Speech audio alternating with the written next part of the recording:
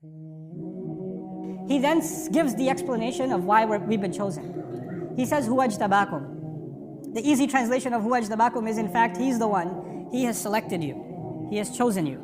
But the Arabic word here for choosing, or ijtiba, the word that's selected here by Allah, is very special. If you say the word ikhtiyar, which is also a word for choice, then it comes from the word khair, meaning you prefer something or something is, you make a better choice. That's ikhtiyar. You can say istafa or istifa in the Arabic language, which comes from safwa, purity. When you make a choice, you don't have to explain to anybody else why you made that choice. For example, when you go shopping and you buy like a blue shirt, you don't owe somebody a scientific explanation, why did you pick the blue shirt, why didn't you get the white shirt? That's istifa, it's purely your choice. There's no rationale necessary.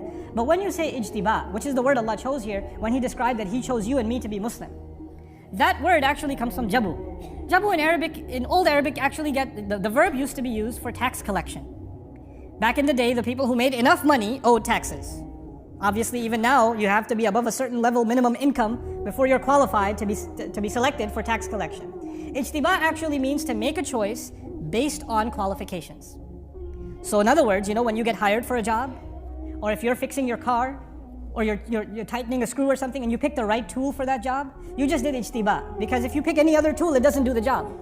When you make the right choice for the right job, that is called ijtiba. In other words, what I'm trying to tell you and what I'm trying to remind myself of is that when Allah honored you and me to be Muslim, the fact that you and I say La ilaha illallah, the fact that you and I have the gift of saying Muhammadur Rasulullah sallallahu alayhi wasallam is actually a very precise choice from Allah of you and me. There were plenty of other human beings available before Allah on this planet, and Allah chose precisely you and me to be Muslim for a task that He has.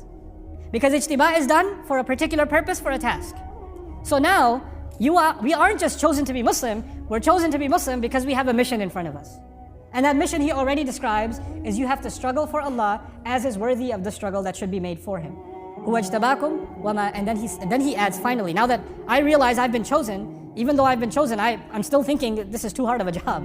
How am I going to do this? Fine. Allah sees something in me, I don't even see it in myself. I don't even see what's so special about me. Why did I get chosen? There's so many better people out there. But and this is too hard anyway. Islam is way too hard. What Allah is asking of me is too much. I can't do it. And what are the next words from Allah Himself? وَمَا جَعَلَ عَلَيْكُمْ فِي الدِّينِ مِنْ حَرَجٍ. He did not place for you in the religion any difficulty, any discomfort, any tightness whatsoever. In other words, this is Allah Himself telling you, relax, I'll make it easy. Don't you worry about that. You're the right man for the job. You're the right woman for the job. You are the one chosen for this time, this day, and this age. When you look around now, you see that Muslims we're the target of media attention, political craziness. I travel to England all the time.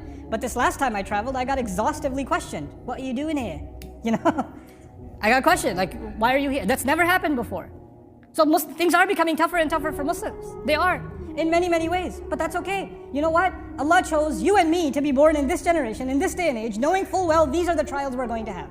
And the best people qualified to struggle in these trials are the Muslims alive today. That's the choice of Allah. That's why you and I are taking a breath right now. If we didn't have a purpose for us, because He only creates for purpose. خَلَقَ السَّمَوَاتِ وَالْأَرْضَ بِالْحَقِّ وَصَوَّرَكُمْ. He created the skies and the earth with precise purpose and molded you. So He molded you and me and put us in this position because we have a purpose to serve. And then even though that's a challenging purpose, Allah Himself gives the orientation and says, I'm not going to make it any hard for you. It's not going to be difficult at all. I'll take you back to the analogy I gave you in the beginning. There's that job interview, and the guy gave you an impossible job description, and you're sitting there thinking, there's no way I'll get hired. And then he hires you. And your first thought is, I'm not qualified. And he says, relax, I know what I'm doing. I've been hiring for a long time. I see something in you. Even if you don't think you know, you'll learn pretty quickly. I know talent when I see it. So He's encouraging you, and He's acknowledging you in a way that you didn't even think you saw in yourself. The other thing that's happening here is every Muslim is supposed to see value in themselves. No believer can think that they're useless before Allah, that they're pointless, that they're meaningless before Allah. They're worthless. They are worthy of Allah. They're worthy because Allah made a special choice of them. A special choice of them.